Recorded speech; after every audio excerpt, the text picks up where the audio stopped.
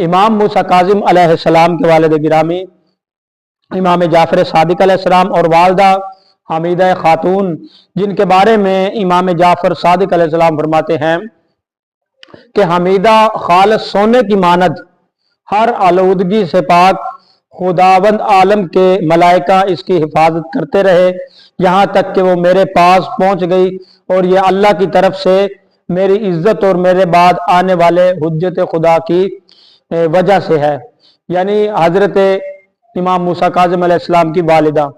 और इमाम मूसा काजिम अलैहिस्सलाम की जब विलादत बासादत हुई तो अबू बसीर इनसे रवायत है कि वो कहते हैं कि इमाम मूसा काजिम अलैहिस्सलाम की विलादत के वक्त इमाम जाफर सादिक अलैहिस्सलाम मुस्कुरा रहे थे और हमने कहा कि अल्लाह तबारक व तआला आपको हमेशा हंसता और मुस्कुराता रखे और आपकी आंखें रोशन रखे, क्या खुशखबरी है। तो इमाम ने फरमाया, यानी ऐसी फजीलत जब दुनिया में आए मूसा काजिम, तो इमाम जाफर कहते हैं कि अल्लाह ने मुझे वो फर्जंद अता फरमाया है जो अल्लाह की बेहतरीन मखलूक है,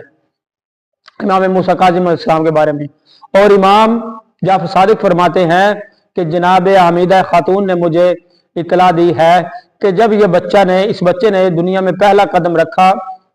तो अपने हाथों को जमीन पर रखा और सर आसमान की तरफ। तो मैंने फरमाया कि ये रसूल खुदा और उनके बाद आने वाले